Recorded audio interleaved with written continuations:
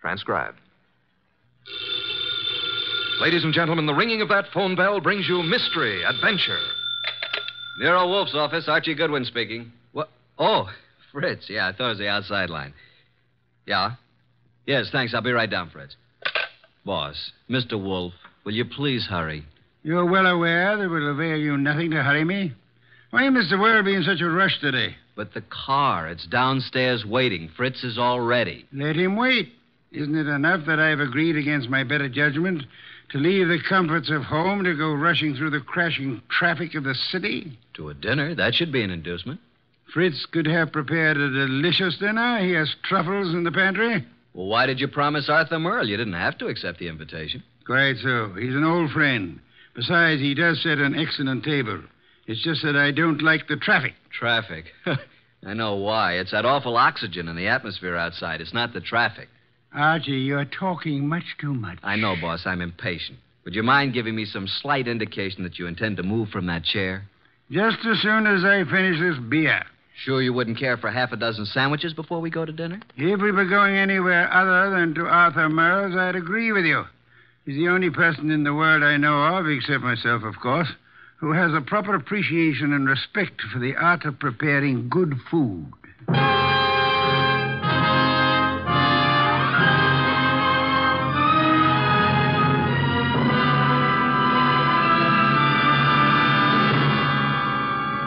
Ladies and gentlemen, it's that renowned genius who is the bulkiest, balkiest, most ponderous, and most brilliant detective in the world.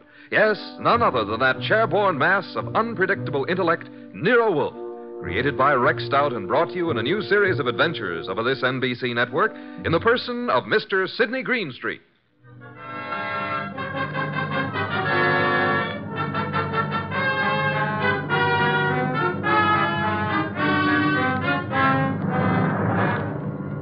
We usually refer to this story as the case of the final page. Under normal circumstances, the last page of a manuscript would be absolutely worthless unless you read all the preceding pages. But in this instance, the final page held the answer to a murder. Without that page, we couldn't arrive at the solution. Actually, we didn't even know the problem. Anyhow, I finally got Nero Wolfe to the lobby of Arthur Merle's apartment building. Going up. Up, please. Are you going up, gentlemen? Are you, honey? Certainly. It's my job. Then so are we. After you, boss. When did they install women elevator operators in this building? I've been here for 2 years. Floor, please. Arthur Merle's apartment, I believe it's 814. That's right. Are you Mr. Wolfe? No, this is Mr. Wolfe. I'm Archie Goodwin. Although the name Wolfe would be much more appropriate for him than for me. How did you know he was Mr. Wolfe? Mr. Merle came in half an hour ago. He mentioned that he was expecting you. You see, Archie, you rushed me unnecessarily. We practically preceded him here, and we'll probably have to wait interminably for dinner. I just hate to be late. Arthur Merle has never been on time in his life. He's no more punctual than any other writer. He's never been known to meet a deadline on time. This is your floor, gentlemen. Arthur Merle is just down the hall to the right, 814. Thank you. And by the way, I want to compliment you on your congenial attitude, miss. I'll speak to the management. Oh, thank you, sir. Decent of you. What's your name, huh? Women are usurping everything. Really costs to live here. Merle's really in the chips. Every book he writes sells 1 million copies. Remember the last time we had dinner with Arthur Merle? I do. Delicious. Mountain quail. Shot them himself. Yeah, he's quite a marksman. Archie, such proficiency as Arthur Merle displayed in hunting is evidence of a wasted life. Sure, he probably never made over $500,000 a year in his whole life. Well, ring again. Don't just stand there. Surely he's expecting us. The elevator operator said he was? Yeah, she seemed quite well informed. If I were a judge of women, which I'm not, I'd say she has a line on every male in the building. She can get a line on me anytime she wants. Archie, your insatiable interest in the female seems sometimes to border on the psychopathic. You know a more pleasant way to go crazy? Phooey. It's strange. There's a light on in there. I can see it under the door. Shall I try the door? Do so, Archie. Thank you. Unlocked. Well, at least we can get in. He may be in the bedroom. Probably in the kitchen. I'll just sit here. I must forgo the comforts of my own home. I certainly intend to avail myself of the comforts of Arthur Merle's. Very much over-decorated. You wouldn't like heaven unless they had orchids and beer. Not a chair in the place worthy of the name. Well, I'll try that divan while you have a look around. For what? Arthur Merle, of course. Suppose you have a look in the study. Maybe writing. Have a look, my boy. I'm exhausted and thirsty. See if he has any... Boss! Good heavens, Archie, don't shout. I'm coming. It's Arthur Merle. Look, slumped over his desk, a knife in his back. Yeah, he's quite dead.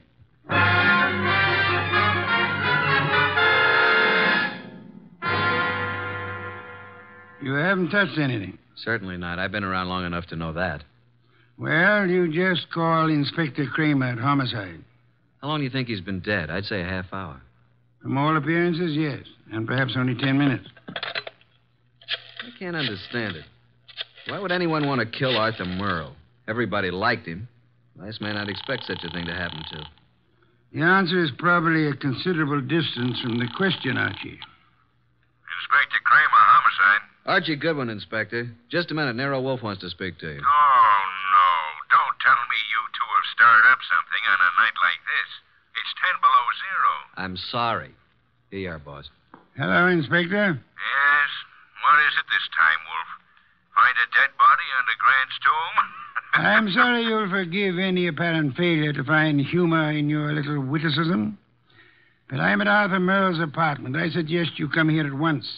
Seems that Arthur finally met a deadline.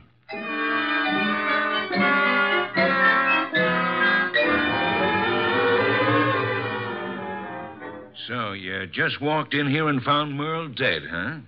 We were invited here for dinner. Anyone else around when you got here? No? You see anyone, Goodwin? Only the elevator operator who brought us up. Well, Mr. Wolfe, since you were in on the ground floor, maybe you've got some ideas. Sorry, Inspector. Had I been able to solve the crime so soon, I would have advised you, Inspector. Yeah. Well, it's obviously murder. Obviously. You knew him well? Quite well. Ever know of his being in any trouble? No? Everybody liked him. Arthur Merle, I felt, didn't have an enemy in the world. Is that so? I don't think anybody pulled this as a little friendly gesture. Don't jump to conclusions, Inspector, that this murder was committed necessarily by an enemy of Merle's. Meaning? It could have been an absolute stranger. A woman? Or a burglar, or a madman, or a crank, or... As far as we know, it could have been anybody in the city, Inspector. Arthur's been dead nearly an hour. And an hour ago, I was in my own home, sitting comfortably in my own big, easy chair, drinking a delectable glass of beer.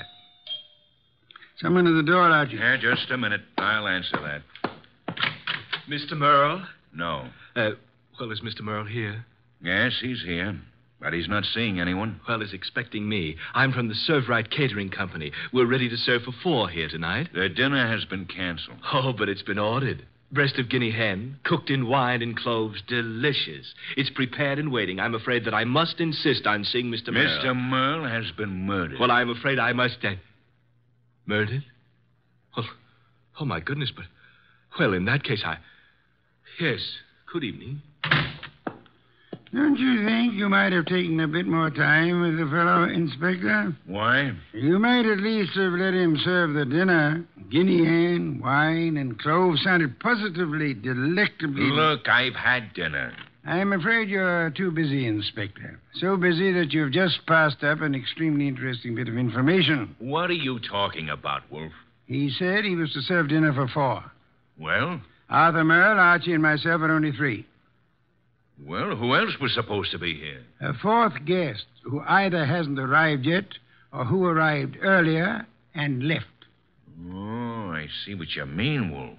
Good. In that case, I'll leave you to pursue your deductions from that premise. Archie, will you please stay with the inspector and be of any help that you can? As for myself, I'm going back to my own home, which I should never have left in the first place.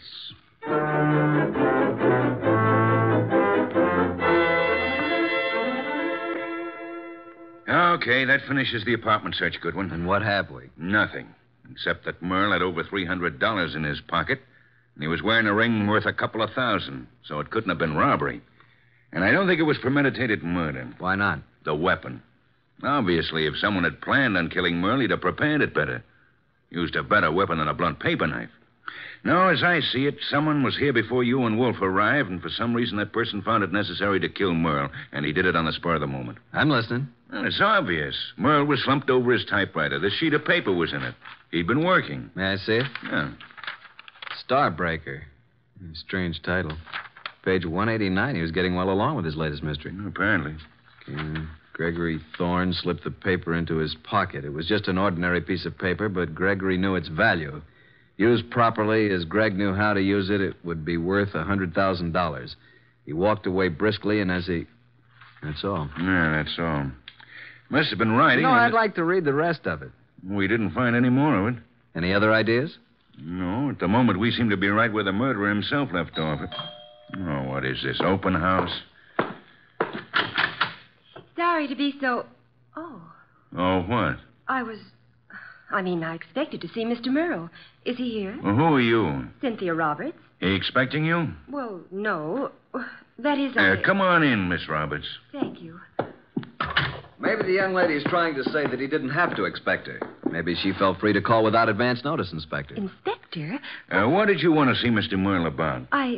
Well, I'm his fiancée. Oh. Had dinner yet, Miss Roberts? Why, yes, I had dinner earlier. When were you last here, Miss Roberts? Last night, after the theater. Arthur and I were... What's the matter? Is something wrong? I'm sorry to have to tell you this, Miss Roberts, but Arthur Merle was murdered.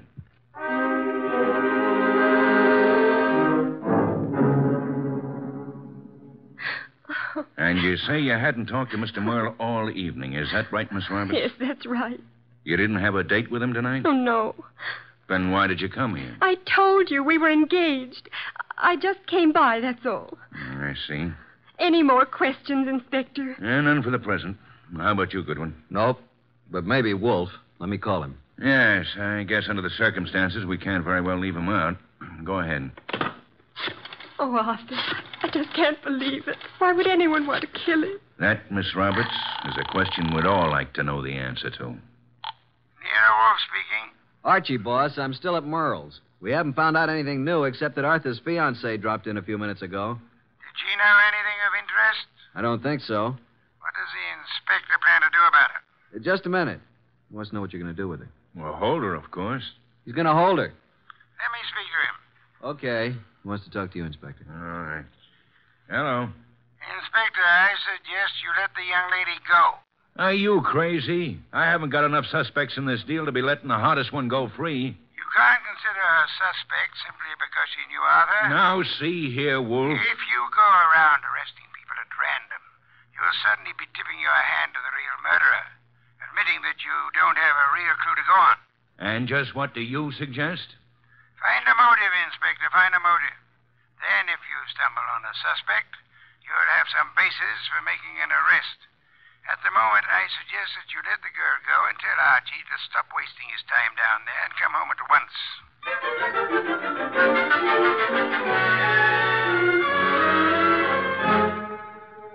So that's the story, boss. We went over that place with a fine-tooth comb. Nothing.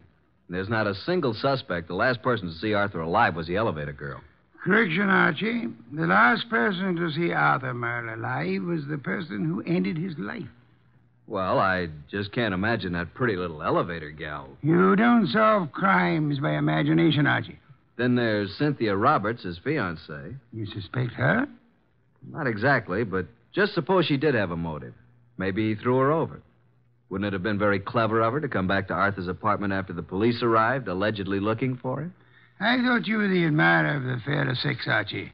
So far, the best you can do is practically accuse the elevator girl and Arthur's fiancée of murder. Well, who else is there? Certainly the fellow who came with the food doesn't count. I repeat, who else is there? The entire population of the city, Archie.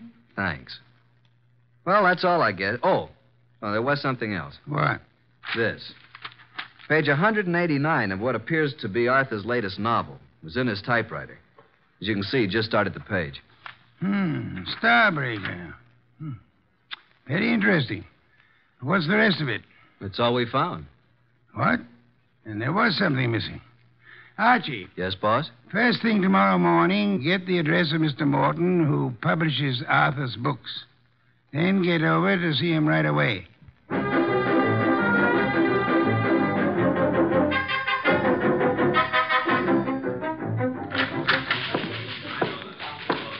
Yes, may I help you? I'd like to see Mr. Morton. Did you have an appointment? Tell him I'm from Homicide. Oh, yes, sir. Yes? Mr. Morton, I know you have someone with you, but there's a gentleman here from the Homicide Bureau. He wants to see you. Tell him I work for Nero Wolfe. My name's Goodwin. His name is Goodwin. Send him in. Yes, thank you. You may go right in, sir. The large door to your right. Thanks. Come in, Mr. Goodwin. Come in.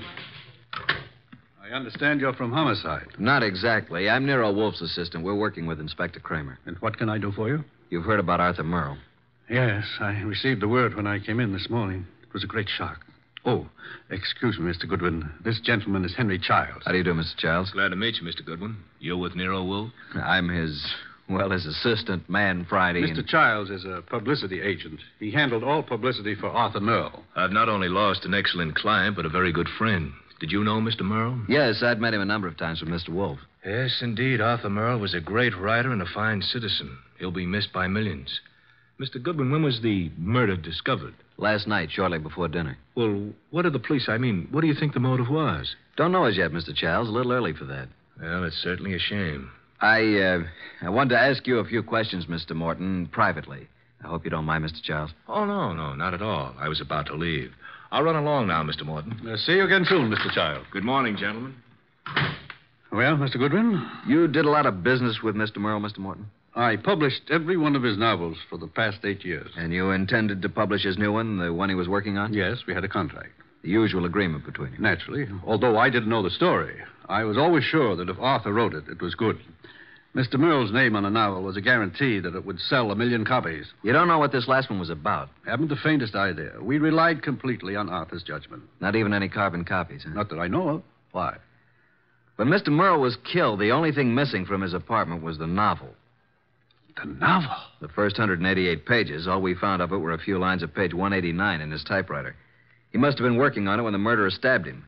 The rest of it's gone. You mean, Goodwin, the novel's gone? Oh, this will cost me $1 million. Well, it cost Arthur Merle his life. Arthur Merle dead and his novel gone. I can hardly believe it. Well, thank you, Mr. Morton. Oh, I hope I've been of some help, although I'm don't sorry quite... you haven't. But we may call on you again. Before it's over, you may be a great help.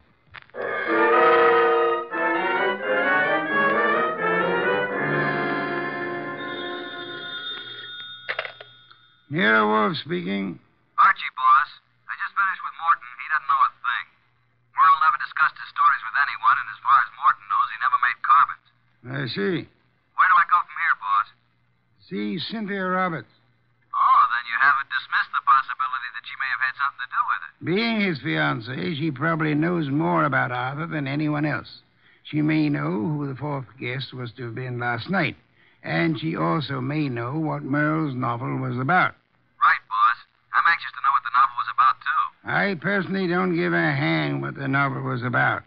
What I want to find out is someone who does know the story. Because I have a hunch that whoever knows that is the person who killed Arthur Merle.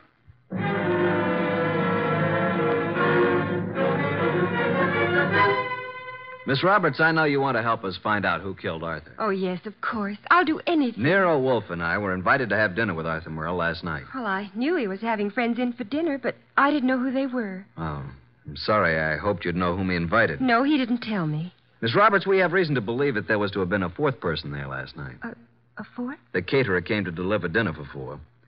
Now, the fourth party never did show up, or else came earlier and left after Arthur was killed. You mean someone Arthur invited to dinner might have killed him? Maybe.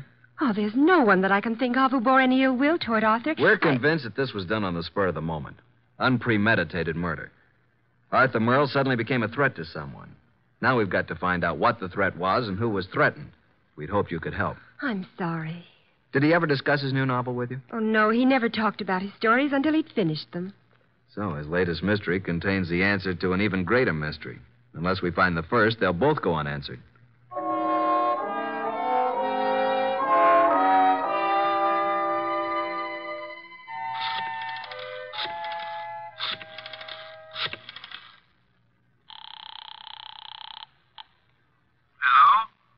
Mr. Morton? Yes? Nero Wolfe speaking. Oh, yes. Your man Goodwin was here to see me. I presume you are interested in seeing Merle's murderer brought to justice? Certainly. Arthur was a close friend of mine. And his death cost you a bestseller, I know. Now, would you be willing to help a bit? Why, yes, if I... I prepared a statement for the papers. I want you to call the literary editors first thing in the morning. Here's what I want you to tell them. Got a pencil and paper? Yes? And take this down. Quote, Mr. Carlton Morton announced today that the last work of the late Arthur Merle will be published according to schedule. Fortunately, it was Mr. Merle's custom to furnish his publishers with carbon copies of each day's work. Consequently, with the major portion of his...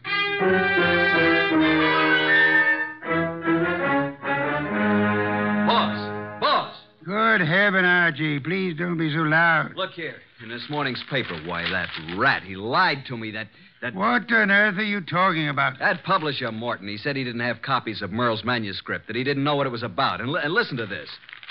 Mr. Carlton Morton announced today that the last work of the late Arthur Merle will be published according to schedule. Fortunately, it was Mr. Merle's custom to furnish his publisher with carbon copies of each day's work. Consequently, with a major portion of his latest work, Starbreaker, in the hands of his publisher, together with a complete synopsis, including the denouement, it will be possible for a ghostwriter to complete the novel. It will be published posthumously and proceeds with... Boss, did you hear that? I did, and it couldn't have been more to my liking if I'd written it myself. Now, excuse me. I want to make a telephone call. Who? Publisher Morton. Yeah, I'm beginning to see. He lied about the whole thing. I still don't see why he'd kill Merle, but on... Hello, Mr. Morton. This is Nero Wolfe. Yes, perfect. Now I'll call Kramer, and he and Archie will be waiting for you. Remember now, if anything comes of it, you are to say the manuscript is in the safe in your home, and you steer the party here. Say you've recently rented this place. I hope we'll be seeing you. Yes. Goodbye. Oh, and be careful. Remember what happened to Arthur. The manuscript is in my desk in the middle drawer. What the... You mean... Archie, look out of that window. Huh? Yeah? Out there is a city of some 5 million people. In that 5 million, there is one who murdered Arthur Merle. Now, we don't know who it is, so we can't go out and put a finger on him. But, Archie, since we can't go to him, we have only one other choice: make him come to us.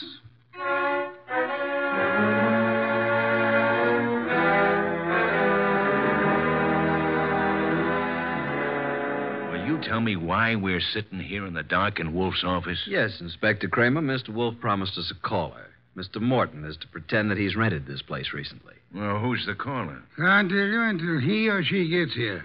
You seem certain he'll come. I'm quite certain. I'm just hopeful. You trying to tell me that Morton killed Merle? You're almost as dense as Archie was.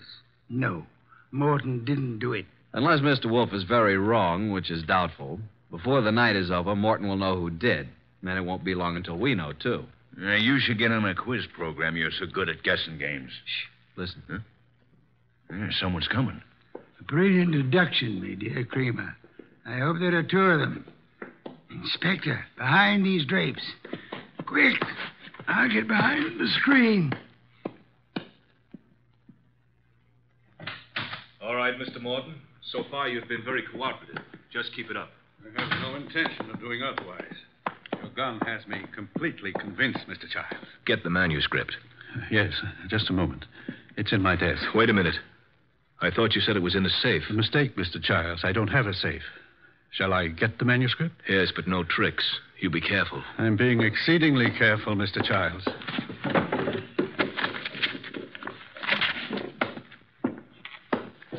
There you are.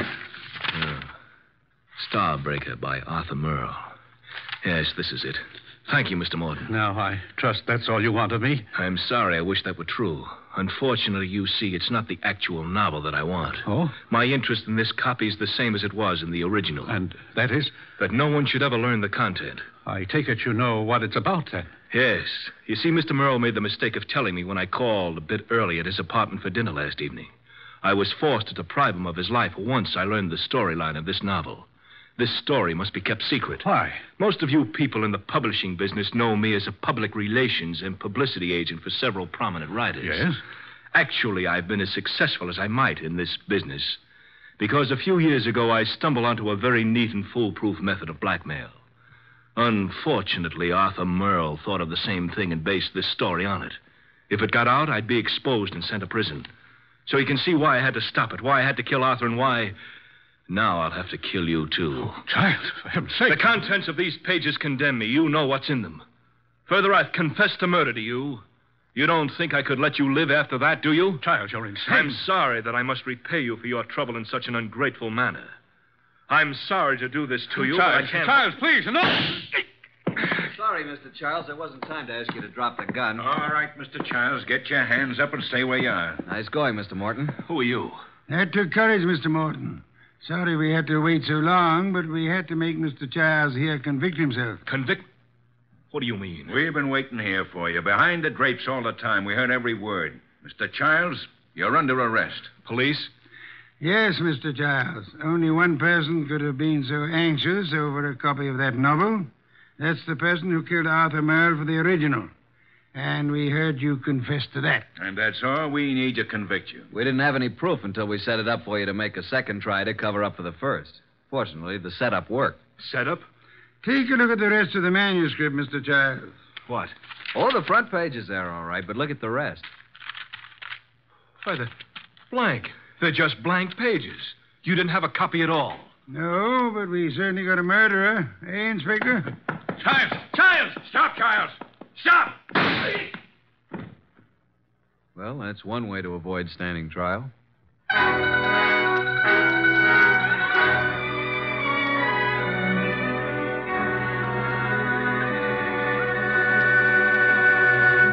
Well, Archie, I'm glad you and Kramer got Childs. Some beer, please. That was a clever scheme, boss, making him think there was a copy. Yes. In a way, though, I wish it hadn't been just a scheme. Meaning? I wish there had been a copy of Arthur Merle's novel.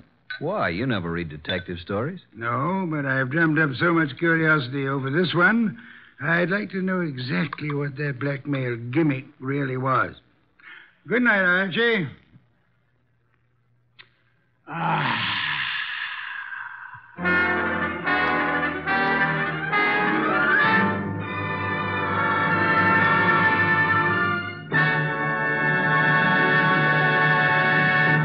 You have been listening to The New Adventures of Nero Wolfe, starring Sidney Greenstreet.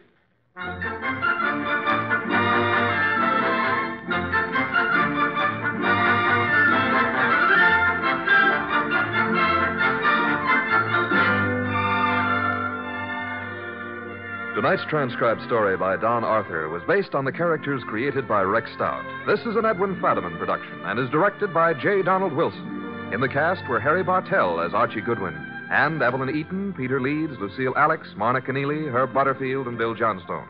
Next week at this same time, Nero Wolfe and Archie will bring you The Case of the Telltale Ribbon. Don Stanley speaking.